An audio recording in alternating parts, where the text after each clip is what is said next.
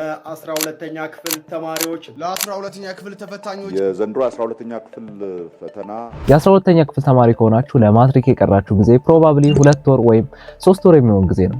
ግን ስቲል ብዙዎቻችሁ እየተዘጋጃችሁበት ያለው መንገድ የተሳሳተ መንገድ ነው። ይሄ ቪዲዮ እኔ ፐርሰናሊ ተመልሼ 12ኛ ክፍል ብሆን የምጠቀምበትና አሪፍ ውጤት እንዳመጣ የሚረዳኝን ስትራቴጂ ሼር የማደርግበት ቪዲዮ ነው። ሶ እናንተም ተጠቅማችሁት አሪፍ የሚባል ውጤት እንድታመጡ ያግዛችኋል። ኢቭን እንኳን ፋውንዴሽናችሁ አሪፍ ባይሆን ትምህርት ላይ ያን ያክል ጎበዝ ባትሆኑም ጥሩ የሚባል የማትሪክ ውጤት እንድታመጡ ይረዳችኋል። ሶ ቪዲዮውን እስከ መጨረሻው ተከታተሉ። በቅድሚያ ለማታውቁኝ ዳዊት ሰለሞን እባላለሁ። የአዲስ አበባ ዩኒቨርሲቲ የሁለተኛ ዓመት የኢንጂነሪንግ ተማሪ ነኝ። በተጨማሪም ሃይ ስኩል ላይ የተማርኩት ደሴ አዳሪ ትምህርት ቤት ነው። ፕሮባብሊ ሰምታችሁት ሊሆን ይችላል። አሪፍ የሚባል የማትሪክ ውጤት ከሚሰሩባቸው ቦታዎች አንደኛው ነው። ሶ ለኔም በዙሪያም ለነበሩ ሰዎች የሰራለንን ቴክኒኮች ነው በዚህ ቪዲዮ ሼር የማደርጋችሁ። አሁን ላይ ሁላችሁም እያደረጋችሁት ያለው ነገር ተመሳሳይ ነው። ቴክስት ቡካችሁን ትከፍታላችሁ፣ ዘን ቻፕተር በቻፕተር ለማንበብ ነው የምትሞክሩት። ይሄኛው ሜተድ ደግሞ ለማትሪክ ለመዘጋጀት በጣም ስሎ የሆነው ሜተድ ነው። ለምን ብትሉኝ ማትሪክ ራንደም አይደለም፣ ወይም ጥያቄዎቹ የሚወጡት ራንደምሊ አይደለም። የሆኑ የሚደጋገሙ የጥያቄ ታይፖች አሉ። ሶ እያንዳንዱን ነገር ከማንበብ እያንዳንዱን ቻፕተር ከማየት ይልቅ የሚጠበቅባችሁ የማትሪክ ፈተናዎችን ማንበብ ነው። ስለዚህ እኔ ተመልሼ 12ኛ ክፍል በሆነ የማደርገው ነገር ያለፉት 5 ዓመታት 10 ዓመታት ላይ ያሉ የማትሪክ ጥያቄዎችን እሰበስባለሁ። ወይንም ደግሞ በእኛ ጊዜ ተጠቀምነው ኢትዮ ማትሪክ የሚባል አፕሊኬሽን ነው። የተለያዩ የማትሪክ ጥያቄዎች እዛ ላይ ይለቀቃሉ፣ እሱ ላይ ታገኟቸዋላችሁ። ሶ ይሄን የምናደርገው ጀስት ጥያቄዎቹን ሶልቭ ለማድረግ ወይም ለመስራት ብቻ አይደለም፣ ኤግዛሙን በደንብ ለማጥናት። ምክንያቱም ያለፉ ፈተናዎች የሚያስተምሩን 3 ነገሮች አሉ ብዬ አስባለሁ። የመጀመሪያው የትኞቹ ቶፒኮች ተደጋግመው እንደሚመጡ፣ ሁለተኛው ደግሞ ጥያቄዎቹ ራሱ የሚጠየቁባቸው መንገዶች እንድንረዳ ያደርገናል። ሶስተኛው ደግሞ ላይክ የትኞቹ ጥያቄዎች ናቸው ኢዚ ማርክ የሆኑት ወይንም ደግሞ ትንሽ ዝግጅት ብቻ ሰተናቸው መስራት የምንችላቸው ጥያቄዎች የትኞቹ ናቸው የሚለውን ነገር እንድንረዳ ያደርገናል። ሶ ፓስት ኤግዛም ወይም እነዚህ ያለፉ ዓመት ኤግዛሞች በአጠቃላይ እንደ ብሉፕሪንት መጠቀም እንችላለን ማለት ነው። እንደውም አንድ የማውቀው ልጅ አለ ላይክ ማትሪክ ላይ 550 እንደዛ ነገር ነው ያመጣው። ሶ ያጠናበት መንገድ ምንድነው? ያለፉ ፈተናዎችን በደንብ ተመለከተ፣ የሚደጋገሙትን ቶፒኮች አንደርስታንድ አደረገ፣ ዘን እነሱን ብቻ ነው ያነበበው። ላይክ በጣም በአጭር ጊዜ ነው የተዘጋጀው እንደነገረኝ ከሆነ ኦልሞስት 3 ወር በማይሞላ ጊዜ። ፋውንዴሽኑ ነበረው ወይ ካላችሁ ዴፊኔትሊ ነበረው። ላይክ አሪፍ ፐርፎርም የሚያደርግ ልጅ ነው። ግን ከዛ በተጨማሪ ፓስት ኤግዛሞችን በደንብ ስለተመለከተ ፈተናው ያን ያክል አልከበደውም። 550 እንደዛ ነገር ነው ያመጣው። እዚህ ጋር ብዙዎቻችሁ የምትሳሳቱበት ነገር ይኖራል ብዬ አስባለሁ። ማትሪክ ኤግዛሞችን የምትሰሩበትና ጥያቄዎቹን ሶልቭ የምታደርጉበት መንገድ ትክክል ነው ብዬ አላስብም። ሶ ይህን ለማድረግ የሚጠቅማችሁን 3 ስቴፖች ደግሞ አሁን እነግራችኋለሁ። የመጀመሪያው ስቴፕ ቶፒኮቹን አይደንቲፋይ ማድረግ ነው። ይሄን የምታደርጉት ጀስት እያንዳንዱ ጥያቄ ተመልከቱትና ቶፒኩን አይደንቲፋይ ለማድረግ ሞክሩ። ለምሳሌ ትምህርቱ ማትስ ከሆነ ይሄኛው ጥያቄ የዲፈረንሺዬሽን ጥያቄ ነው፣ ይሄኛው ጥያቄ የፕሮባቢሊቲ፣ የትሪጎኖሜትሪ እያላችሁ ጥያቄዎቹን በዚህ መልኩ ትለዩዋቸዋላችሁ። ዘን ለምሳሌ የ2017 ፈተና እንደዚህ ካደረጋችሁ የ16ንም እንደዛው የ15ንም እንደዛው እያደረጋችሁ የብዙ ዓመት ባደረጋችሁ ቁጥር የሆነ ፓተርን መመልከት ትጀምራላችሁ። የሆኑ ጥያቄዎች ሁልጊዜ ይደጋገማሉ። ሁለተኛው ስቴፕ የጥያቄዎቹን ስትራክቸር እና ፓተርን መረዳት ነው። ሞስት ኦፍ ዘ ታይም ጥያቄዎቹ የሆነች ነገር ብትቀየር ነው እንጂ ተመሳሳይ ናቸው። ቶፒኩ ላይ ለምሳሌ አሁን የማትስ ትምህርት ከሆነ ቁጥሮቹ ቢቀያየሩ ነው ወይንም ደግሞ አንዳንድ ማይነር ነገሮች ቢቀያየሩ ነው እንጂ የጥያቄው ኦቨርኦል ስትራክቸሩ ተመሳሳይ ነው የሚሆነው። ሶ ያንን ነገር ቤዚክ ኮንሰፕቱን አንደርስታንድ ማድረግ ትችላላችሁ ማለት ነው። ሶ አንዲት ነገር ብትቀየር ፕላስ ሳይኑ ኔጌቲቭ ሳይኑ ወይም ቁጥሮቹ ቢቀየሩ ምንም የሚያመጣባችሁ ኢምፓክት አይኖርም ማለት ነው። ሶስተኛው ስቴፕ የጥያቄዎቹን ክብደት ወይንም ደግሞ ዲፊካልቲ መለየት ነው። ፈተና ሲወጣ ለ3 የተማሪ አይነቶች ታስቦ ነው የሚወጣው። ይሄን ታውቃላችሁ ብዬ አስባለሁ። ቀላል የሚባሉ ጥያቄዎች አሉ፣ መካከለኛ ጥያቄዎች፣ እንዲሁም ከባድ የሚባሉ ደግሞ ጥያቄዎች አሉ። ቀላል የምንላቸው ለጀማሪ ወይም ደግሞ ላይክ ቤዚክ አንደርስታንዲንግ ብቻ ላለው ሰው የሚዘጋጁ ጥያቄዎች ናቸው። ወይ ፎርሙላ ሸምደዳችሁ ወይም ደግሞ የሆነ ዴፊኒሽን ስላወቃችሁ ብቻ መስራት ትችላላችሁ እነዚህኞቹ። ሚዲየም የምንላቸው እነዚህ መካከለኛ ጥያቄዎች ደግሞ የሆነ 1 2 ስቴፕ 3 ስቴፕ እንድንሄድ የሚገፉን አይነት ጥያቄዎች ናቸው። ሶ ትንሽ ማወቅ ይጠበቅብናል ማለት ነው። ሶስተኛው የጥያቄ ታይፕ ደግሞ ከባድ የምንላቸው ሃርድ የሆኑ ጥያቄዎች ናቸው።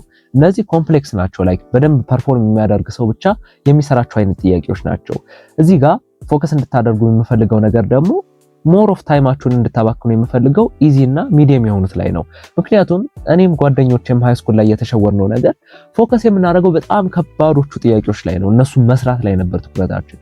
እንደዛ ሲሆን ኢዚ ማርክ ያላቸውን ወይንም ደግሞ ትንሽ በማወቃችን ብቻ መስራት የምንችላቸውን ነገሮች እንበላለን ወይም ሳንሰራው እንቀራለን። ሶ አሁን ላይ በዚች አጭር ጊዜ መዘጋጀት ያለባችሁ ወይም ደግሞ መለየት ያለባችሁ ነገሮች ኢዚ የሆኑና ሚዲየም የሆኑ ጥያቄዎችን ነው። ምክንያቱም ጋራንቲ ያለው ውጤት ስለምታገኙባቸው። ባይ ዘ ዌይ እስካሁን ያየናቸውን 3 ስቴፖች ኤአይን በመጠቀም ማድረግ ትችላላችሁ። ይሄን ለማድረግ የሚጠቅሟችሁ የተለያዩ የኤአይ ፕሮምፕቶችና ቴክስቶችን አዘጋጅቼላችኋለሁ። እሱን የቴሌግራም ኮሚኒቲ ላይ ማግኘት ትችላላችሁ። ታች ዲስክሪፕሽኑ ላይ የማስቀምጥላችሁ ይሆናል።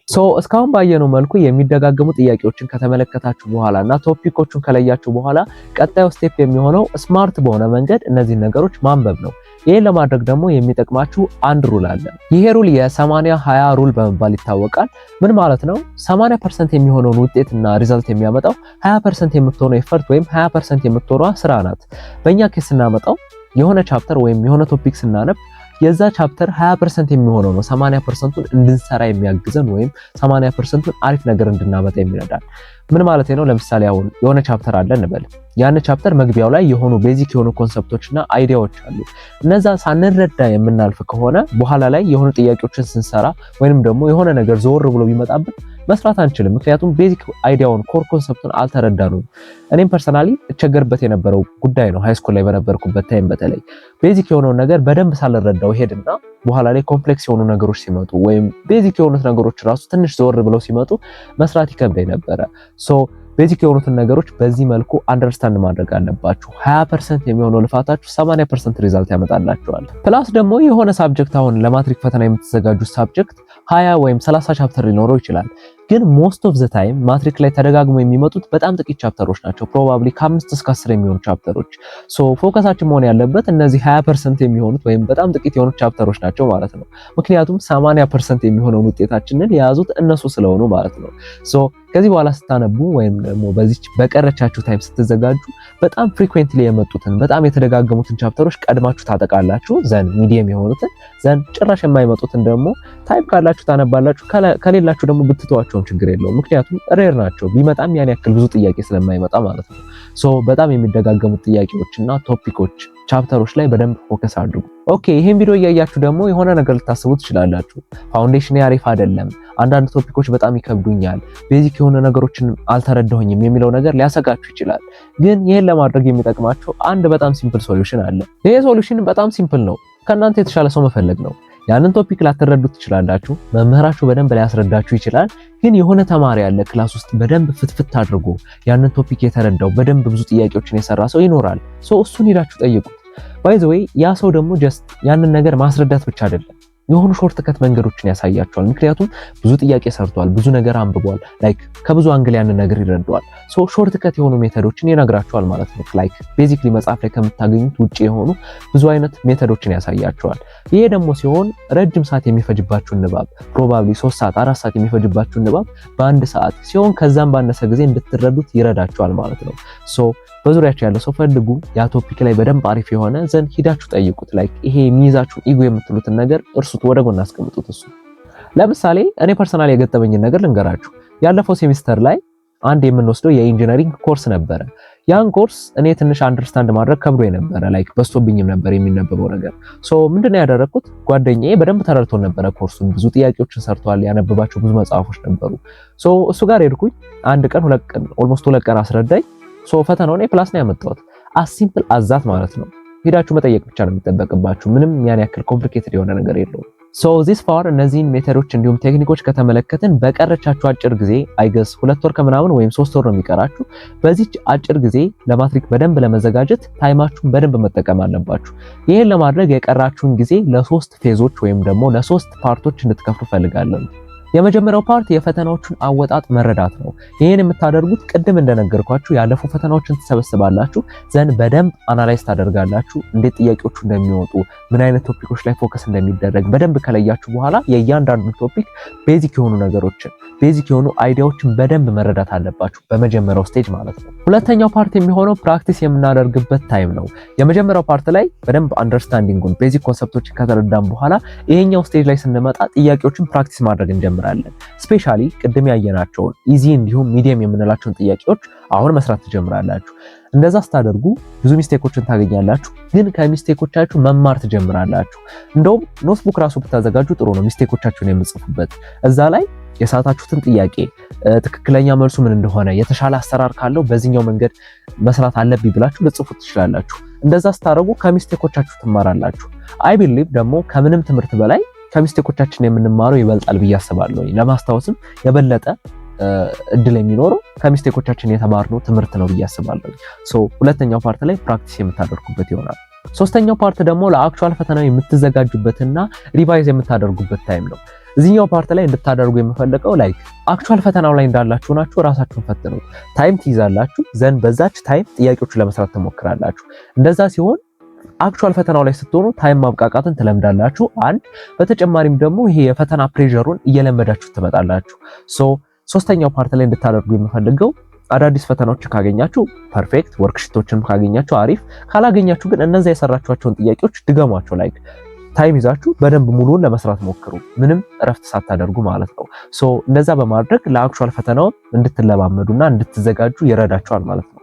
በተጨማሪ የሳታችኋቸው ነገሮች ቅድም በነገርኳችሁ መልኩ ሪቫይዝ እያደረጋችሁ እየተመለከታችሁ ሚስቴኮቻችሁን አናላይዝ እያደረጋችሁ ትሄዳላችሁ። በዚህ መልኩ ያለቻችሁን አጭር ታይም 3 ወር ከሆነ ላይክ አንዳንድ ወር አድርጋችሁ በ3 ፌዝ ከፍላችሁ በዚህ መልኩ መዘጋጀት ትችላላችሁ። ማትሪክ የኢንተለጀንስ ጉዳይ አይደለም፣ ይልቁንስ የስትራቴጂ ጉዳይ ነው።